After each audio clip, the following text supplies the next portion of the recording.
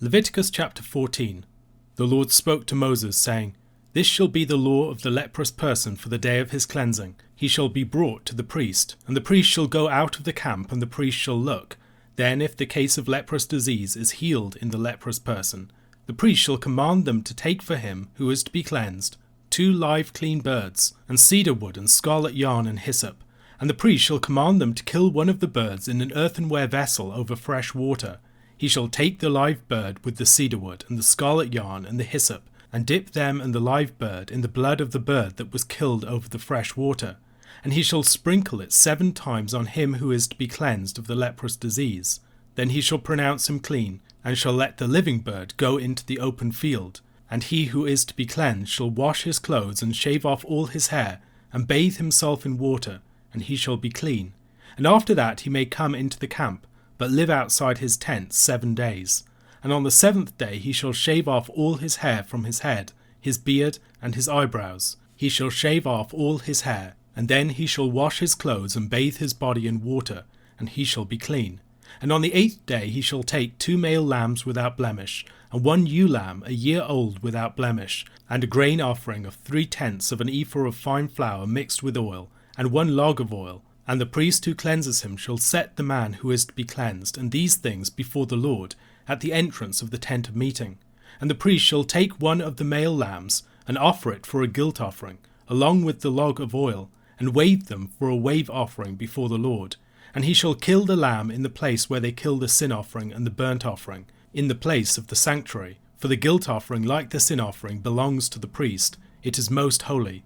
The priest shall take some of the blood of the guilt offering, and the priest shall put it on the lobe of the right ear of him who is to be cleansed, and on the thumb of his right hand, and on the big toe of his right foot. Then the priest shall take some of the log of oil, and pour it into the palm of his own left hand, and dip his right finger in the oil that is in his left hand, and sprinkle some oil with his finger 7 times before the Lord.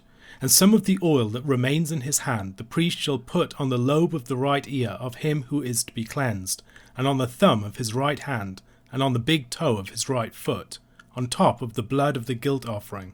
And the rest of the oil that is in the priest's hand he shall put on the head of him who is to be cleansed.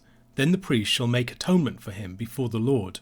The priest shall offer the sin offering to make atonement for him who is to be cleansed from his uncleanness, and afterward he shall kill the burnt offering. And the priest shall offer the burnt offering and the grain offering on the altar. Thus the priest shall make atonement for him, and he shall be clean. But if he is poor and cannot afford so much, then he shall take 1 male lamb for a guilt offering to be waved, to make atonement for him, and 1/10 of an ephah of fine flour mixed with oil for a grain offering, and a log of oil, also 2 turtle doves or 2 pigeons, whichever he can afford. The one shall be a sin offering, and the other a burnt offering. And on the 8th day he shall bring them for his cleansing to the priest, to the entrance of the tent of meeting before the Lord. And the priest shall take the lamb of the guilt offering and the log of oil, and the priest shall wave them for a wave offering before the Lord. And he shall kill the lamb of the guilt offering, and the priest shall take some of the blood of the guilt offering, and put it on the lobe of the right ear of him who is to be cleansed, and on the thumb of his right hand, and on the big toe of his right foot. And the priest shall pour some of the oil into the palm of his own left hand, and shall sprinkle with his right finger some of the oil that is in his left hand 7 times before the Lord. And the priest shall put some of the oil that is in his hand on the lobe of the right ear of him who is to be cleansed, and on the thumb of his right hand, and on the big toe of his right foot, in the place where the blood of the guilt offering was put. And the rest of the oil that is in the priest's hand he shall put on the head of him who is to be cleansed, to make atonement for him before the Lord. And he shall offer of the turtle doves or pigeons, whichever he can afford, 1 for a sin offering, and the other for a burnt offering, along with a grain offering. And the priest shall make atonement before the Lord for him who is being cleansed. This is the law for him in whom is a case of leprous disease, who cannot afford the offerings for his cleansing. The Lord spoke to Moses and Aaron, saying, When you come into the land of Canaan, which I give you for a possession, and I put a case of leprous disease in a house in the land of your possession, then he who owns the house shall come and tell the priest, There seems to me to be some case of disease in my house. Then the priest shall command that they empty the house before the priest goes to examine the disease, lest all that is in the house be declared unclean. And afterward the priest shall go in to see the house, and he shall examine the disease, And if the disease is in the walls of the house with greenish or reddish spots, and if it appears to be deeper than the surface, then the priest shall go out of the house to the door of the house, and shut up the house 7 days. And the priest shall come again on the 7th day, and look. If the disease has spread in the walls of the house, then the priest shall command that they take out the stones in which is the disease, and throw them into an unclean place outside the city. And he shall have the inside of the house scraped all around, and the plaster that they scrape off they shall pour out in an unclean place outside the city. Then they shall take other stones and put them in the place of those stones, and he shall take other plaster and plaster the house. If the disease breaks out again in the house, after he has taken out the stones and scraped the house and plastered it, then the priest shall go and look. And if the disease has spread in the house, it is a persistent leprous disease in the house, it is unclean. And he shall break down the house, its stones and timber, and all the plaster of the house, and he shall carry them out of the city to an unclean place. Moreover, whoever enters the house while it is shut up shall be unclean until the evening. And whoever sleeps in the house shall wash his clothes, and whoever eats in the house shall wash his clothes. But if the priest comes and looks, and if the disease has not spread in the house after the house was plastered, then the priest shall pronounce the house clean, for the disease is healed. And for the cleansing of the house he shall take 2 small birds with cedar wood and scarlet yarn and hyssop, and shall kill one of the birds in an earthenware vessel over fresh water, and shall take the cedar wood and the hyssop and the scarlet yarn along with the live bird, and dip them in the blood of the bird that was killed, and in the fresh water, and sprinkle the house 7 times. Thus he shall cleanse the house with the blood of the bird, and with the fresh water, and with the live bird, and with the cedar wood and hyssop and scarlet yarn. And he shall let the live bird go out of the city into the open country. So he shall make atonement for the house, and it shall be clean. This is the law for any case of leprous disease, for an itch, for leprous disease in a garment or in a house, and for a swelling or an eruption or a spot, to show when it is unclean and when it is clean. This is the law for leprous disease. The laws concerning leprosy, which began in Leviticus chapter 13, continue in chapter 14. Here, however, Moses alone is addressed, rather than Moses and Aaron together. Leprosy, as we have seen, is a breaking out of the flesh. The person struck with leprosy has corpse-like qualities. In several cases in Scripture, leprosy is seen as a particular judgment of the Lord, particularly upon someone who has transgressed by trespassing upon something that is holy or committing some other form of sacrilege. Miriam is struck with leprosy in Numbers chapter 12 for speaking against Moses, the Lord's servant. In 2 Chronicles chapter 26, King Uzziah is struck with leprosy for his sacrilegious action in the temple. Gehazi is struck with leprosy in 2 Kings chapter 5 for seeking to take some of Naaman's treasure and lying to Elisha. When Aaron described Miriam after she had been struck with leprosy in Numbers chapter 12, he compared her to the corpse of a stillborn infant. The corpse-like quality of the person who has been struck by leprosy is particularly important to notice. This is something that comes out in the parallels between the laws in this chapter and the law concerning the ritual of the red heifer and the water of cleansing in Numbers chapter 19. In verses 2 to 12 of that chapter we read, "This is the statute of the law that the Lord has commanded. Tell the people of Israel to bring you a red heifer without defect, in which there is no blemish, and on which a yoke has never come. And you shall give it to Eleazar the priest, and it shall be taken outside the camp and slaughtered before him. And Eleazar the priest shall take some of its blood with his finger, and sprinkle some of its blood toward the front of the tent of meeting 7 times. And the heifer shall be burned in his sight, its skin, its flesh, and its blood with its dung shall be burned. And the priest shall take cedar wood and hyssop and scarlet yarn, and throw them into the fire, burning the heifer. Then the priest shall wash his clothes and bathe his body in water, and afterward he may come into the camp. But the priest shall be unclean until evening. The one who burns the heifer shall wash his clothes in water, and bathe his body in water, and shall be unclean until evening. And a man who is clean shall gather up the ashes of the heifer, and deposit them outside the camp in a clean place, and they shall be kept for the water for impurity for the congregation of the people of Israel. It is a sin offering. And the one who gathers the ashes of the heifer shall wash his clothes, and be unclean until evening. And this shall be a perpetual statute for the people of Israel, and for the stranger who sojourns among them. Whoever touches the dead body of any person shall be unclean 7 days. He shall cleanse himself with the water on the 3rd day, and on the 7th day, and so be clean. But if he does not cleanse himself on the 3rd day and on the 7th day, he will not become clean. The law concerning the red heifer involves cedar wood and hyssop and scarlet yarn, all joined with the red heifer in the fire.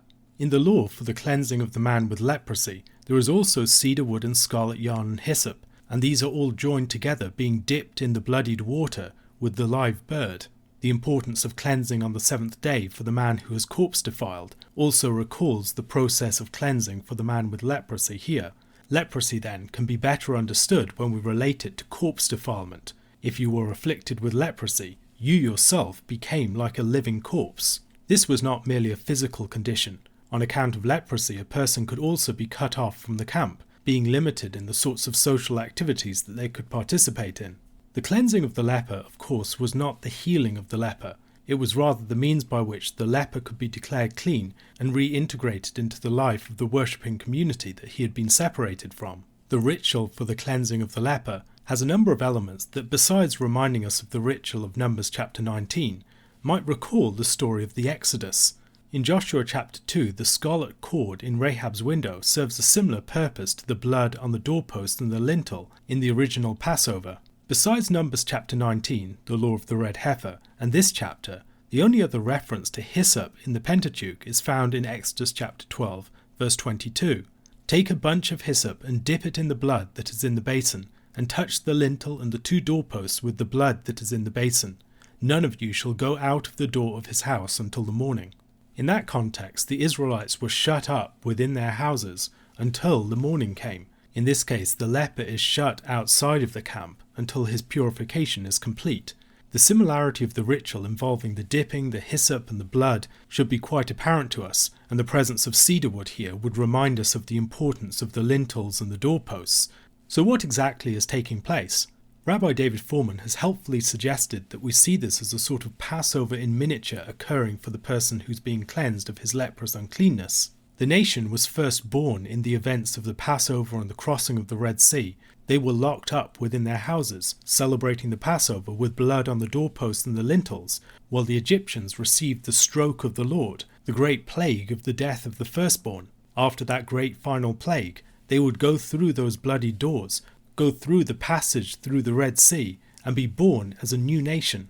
The story of the Exodus, of course, is filled with these themes of birth. Israel is the Lord's firstborn, and the law concerning the firstborn is placed bang in the middle of the events of the Passover and the crossing of the Red Sea. The firstborn who opens the womb helps to explain what's taking place in the Exodus, thinking back to the comparison that Aaron makes in the case of Miriam. The person who's afflicted with leprosy is like a stillborn Israelite, a person who has not fully participated in that event of national birth. Consequently, in the ritual for cleansing the leper, there is a sort of Passover in miniature performed for such a person. The familiar elements associated with the Passover are brought back in, and now as they are reincorporated into the community of Israel, they are made beneficiaries of that salvation once again. At the Passover, Egypt's firstborn received the stroke or plague of death, while Israel was born as the firstborn of the Lord. One nation, as it were, was rendered stillborn, whereas the other was born into new life. And there is a similar division between the birds in this case.